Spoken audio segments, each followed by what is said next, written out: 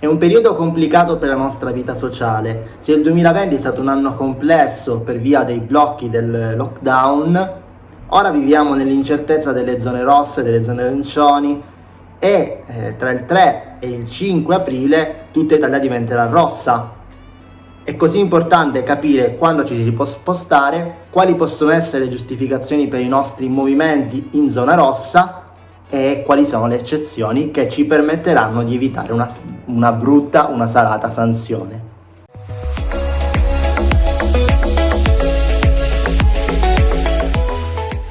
Specifichiamo innanzitutto che nei giorni del 3, del 4, quindi Pasqua, e del 5 aprile sarà possibile muoversi in massimo 2 persone. È consentito avere con sé un figlio sotto i 14 anni o una persona disabile per un solo movimento giornaliero al giorno, a giornata, per raggiungere un parente o un amico per passare quei giorni di festa insieme, poter stare un attimo insieme. E quindi una misura che va contro il decreto Draghi, ma che lo alleggerisce per permettere un po' un ricongiungimento in quei giorni di festa, per l'appunto. In questi giorni si discute molto sulla validità del decreto Draghi. In seguito al DPCM di Conte c'erano state tante sanzioni nei mesi scorsi, tante persone avevano fatto ricorso contro le sanzioni e in alcuni casi, come nel caso famoso di Reggio Emilia, chi aveva ricevuto la sanzione aveva poi vinto, grazie al giudice, il ricorso, e quindi si era visto riconosciuto il diritto a non pagare la sanzione, con la giustificazione che non si può limitare la circolazione di qualcuno sul territorio nazionale. E così è sempre così, quindi io posso girare liberamente, tanto al massimo se mi fanno una sanzione faccio ricorso e il giudice mi dà ragione.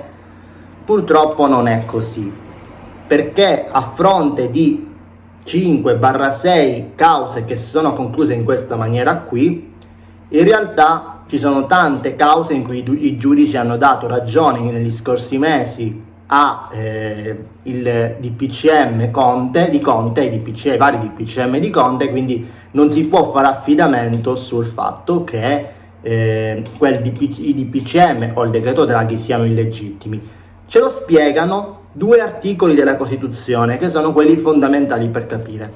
L'articolo 13 della Costituzione ci dice: non è ammessa forma alcuna di detenzione, di ispezione o perquisizione personale, né qualsiasi altra restrizione alla libertà personale, se non per atto motivato dall'autorità giudiziaria e nei soli casi e modi previsti dalla legge.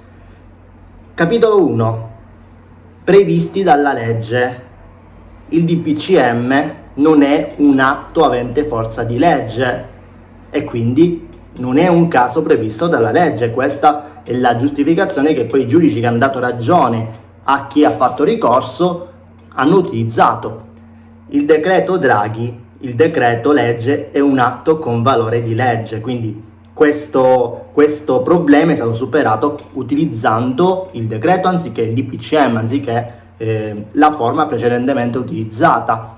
Però attenzione, se non per atto motivato dall'autorità giudiziaria, quindi non basta soltanto una legge, serve anche un atto personale di un'autorità giudiziaria che dica no, tu non ti puoi muovere, se devi rimanere nella tua abitazione. E quindi si crea un po' un problemino, perché non basta la legge, ma serve anche un atto di un'autorità giudiziaria. Ma non è finita qui, perché l'articolo 16 della Costituzione dice: ogni cittadino può circolare e soggiornare liberamente in qualsiasi parte del territorio nazionale, salvo le limitazioni che la legge stabilisce per motivi di salute e sicurezza nazionale. Quindi scioglie ogni dubbio, perché l'articolo 16 dice: per motivi di salute si può limitare la circolazione. E quindi capite bene che non può, per quanto le sentenze dei 5-6 giudici che ci sono state in questi mesi abbiano detto il contrario, il decreto legge Draghi ha comunque un valore di legge che può limitare la circolazione. Quindi chiariamo subito questo punto di cui si è parlato tanto. Esistono però delle possibilità di uscita, degli escamotage per poter uscire anche in zona rossa. Per esempio, la possibilità di fare la spesa. È sempre concesso fare la spesa, rientra fra i motivi di necessità, però ecco, c'è un piccolo ma. È possibile fare la spesa in qualsiasi supermercato del comune o anche fuori dal comune? Sì, è possibile. È possibile a patto che ci sia un motivo di reale convenienza economica. Quindi io posso giustificare il fatto che vada a fare la spesa a un supermercato più distante da casa mia perché c'è un motivo di convenienza economica. E in quel caso non scatta la sanzione perché non c'è una violazione della legge, c'è un'applicazione completa di quello che dice il decreto Draghi. E questo anche da FAQ del governo sul sito del Ministero dell'Interno. Poi ovviamente ci si può muovere per motivi di lavoro, di necessità o di urgenza. Occhio ai motivi di lavoro, perché i motivi di lavoro sono quelli facilmente riscontrabili, cioè se io giustifico con un motivo di lavoro il mio spostamento, è facile che se ho detto una balla poi venga scoperta, perché ci vuol poco a dimostrare se effettivamente stavi lavorando in quel momento, se quello spostamento era dovuto al lavoro o meno. Quindi diciamo che è il motivo più debole, è la scusa più debole che ci può essere dietro. L'urgenza e la necessità invece offrono più possibilità, anche perché in zona rossa rispetto al lockdown di questi mesi dell'anno scorso, tanti negozi sono rimasti aperti per esempio le concessionarie in questo periodo, e quindi il governo dice che se io vado in una concessionaria per vedere un'auto, per comprare un'auto, per interventi sulla mia auto precedentemente acquistata in quella concessionaria, posso muovermi. Quindi è possibile raggiungere una concessionaria anche semplicemente per fare un preventivo per un'auto. E questo è un altro motivo che può permetterci di muoverci in zona rossa, o comunque per raggiungere qualsiasi negozio nel territorio comunale che rimanga aperto durante il periodo di zona rossa.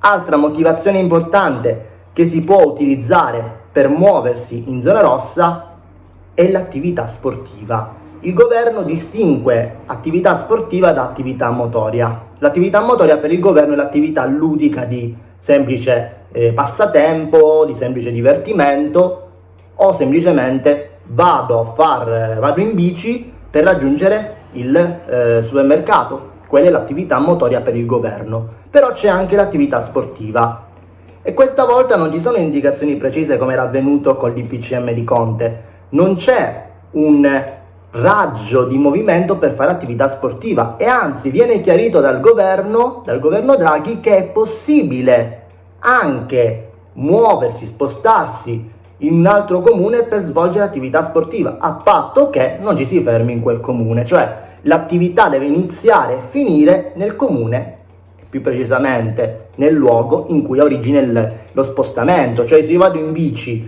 partendo dal mio comune, anche se vado in un comune fuori, poi devo rientrare e fermarmi vicino alla mia abitazione, da dove sono partito, insomma.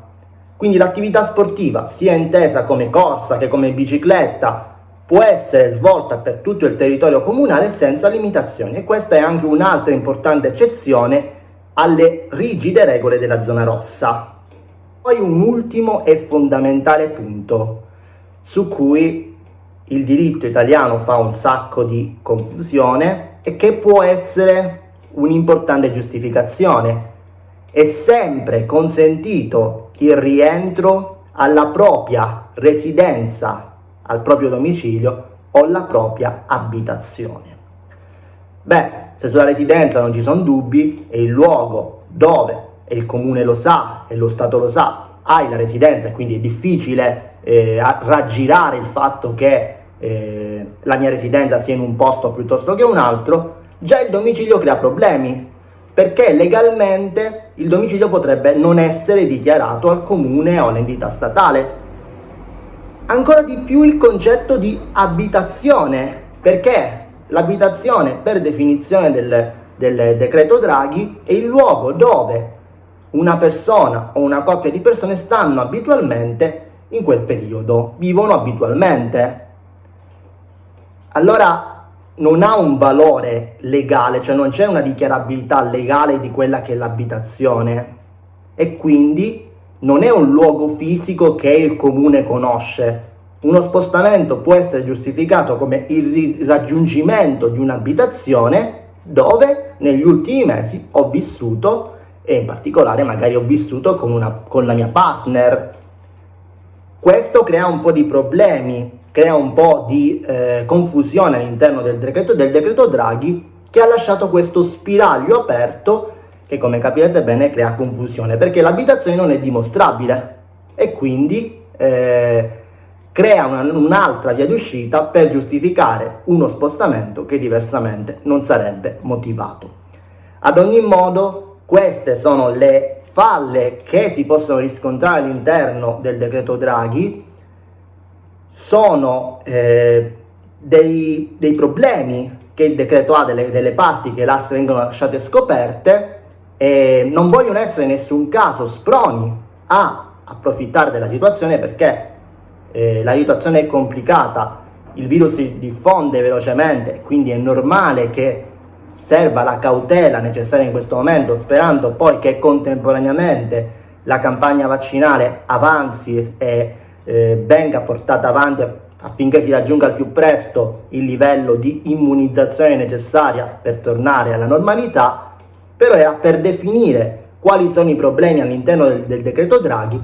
In tutti i casi si voleva dimostrare che il decreto Draghi ha il pieno diritto di limitare la circolazione, tranne alcune eccezioni che abbiamo visto insieme, e che quindi ha valore di legge, e che quindi ogni spostamento va fatto con cautela e nei casi stabiliti dalla legge, quindi per motivi di reale lavoro, necessità e urgenza.